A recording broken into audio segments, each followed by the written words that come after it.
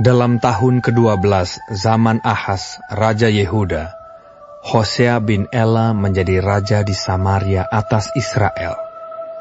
Ia memerintah 9 tahun lamanya.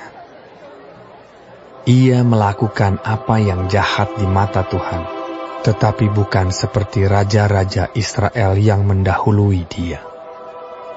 Salmaneser, Raja Asyur, maju melawan dia.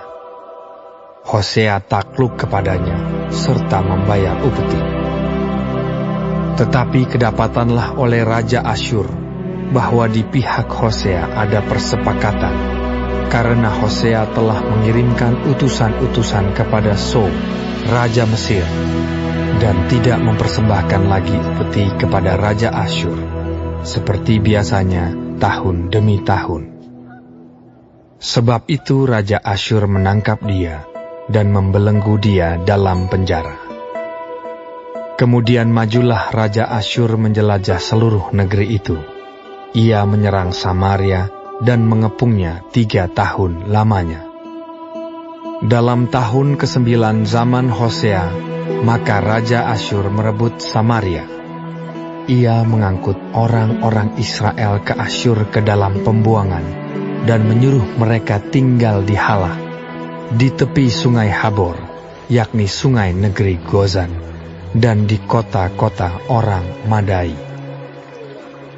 Hal itu terjadi karena orang Israel telah berdosa kepada Tuhan Allah mereka, yang telah menuntun mereka dari tanah Mesir, dari kekuasaan Firaun, Raja Mesir, dan karena mereka telah menyembah Allah lain, dan telah hidup menurut adat istiadat bangsa-bangsa yang telah dihalau Tuhan dari depan orang Israel, dan menurut ketetapan yang telah dibuat raja-raja Israel. Dan orang Israel telah menjalankan hal-hal yang tidak patut terhadap Tuhan Allah mereka.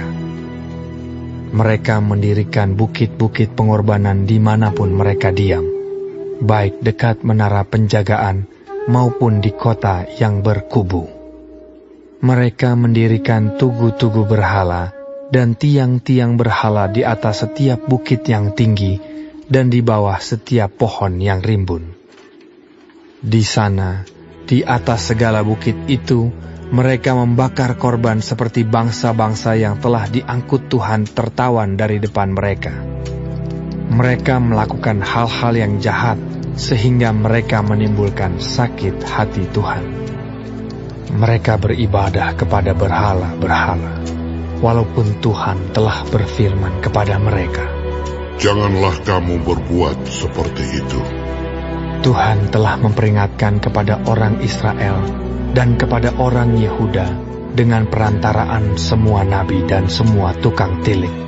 Berbaliklah kamu daripada jalan-jalanmu yang jahat itu, dan tetaplah ikuti segala perintah dan ketetapanku, sesuai dengan segala undang-undang yang telah kuperintahkan kepada nenek moyangmu, dan yang telah kusampaikan kepada mereka dengan perantaraan hamba-hambaku, para nabi. Tetapi mereka tidak mau mendengarkan, melainkan mereka menegarkan tengkuknya seperti nenek moyangnya yang tidak percaya kepada Tuhan Allah mereka. Mereka menolak ketetapannya dan perjanjiannya yang telah diadakan dengan nenek moyang mereka, juga peraturan-peraturannya yang telah diperingatkannya kepada mereka. Mereka mengikuti dewa kesia-siaan, sehingga mereka mengikuti bangsa-bangsa yang di sekeliling mereka, walaupun Tuhan telah memerintahkan kepada mereka, "Janganlah berbuat seperti mereka itu." Mereka telah meninggalkan segala perintah Tuhan Allah mereka, dan telah membuat 2 anak lembu tuangan.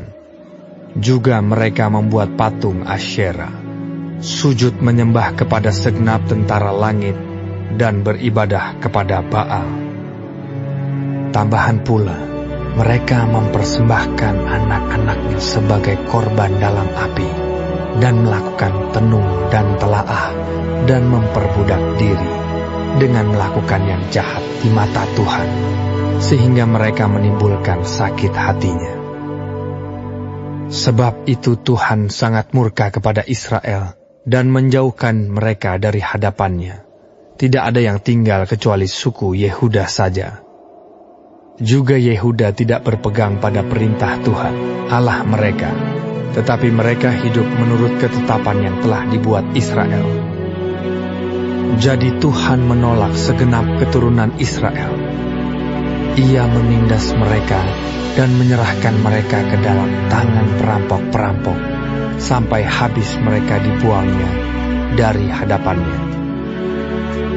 Ketika ia mengoyakkan Israel daripada keluarga Daud, maka mereka mengangkat Yerobeam bin Nebat menjadi raja. Tetapi Yerobeam membuat orang Israel menyimpang daripada mengikuti Tuhan, dan mengakibatkan mereka melakukan dosa yang besar.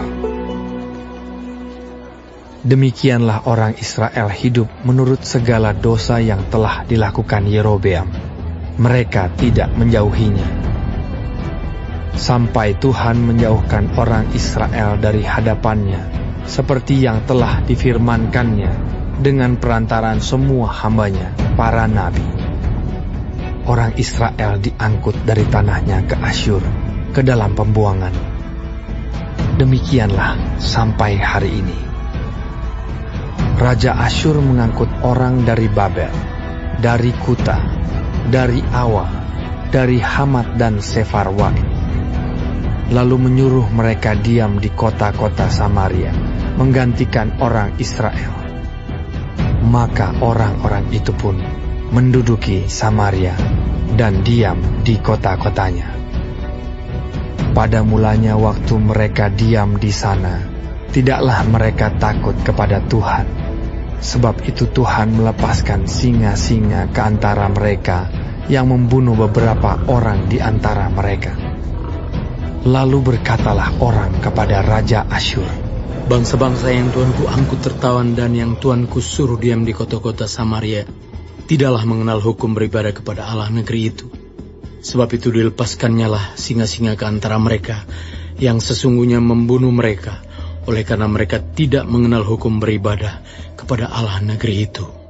Lalu Raja Asyur memberi perintah, suruhlah pergi ke sana salah seorang imam yang telah kamu angkut dari sana ke dalam pembuangan. Biarlah ia pergi dan diam di sana dan mengajarkan kepada mereka hukum beribadah kepada Allah negeri itu. Salah seorang imam yang telah mereka angkut dari Samaria ke dalam pembuangan pergi dan diam di Betel. Ia mengajarkan kepada mereka bagaimana seharusnya berbakti kepada Tuhan. Tetapi setiap bangsa itu telah membuat Allahnya sendiri dan menempatkannya di kuil di atas bukit-bukit pengorbanan yang dibuat oleh orang-orang Samaria. Setiap bangsa bertindak demikian di kota-kota yang mereka diami. Orang-orang Babel membuat patung Sukot Benot, orang-orang Kuta membuat patung Nergal, orang-orang Hamat membuat patung Asima, dan orang-orang Awa membuat patung Nibas dan Tartak.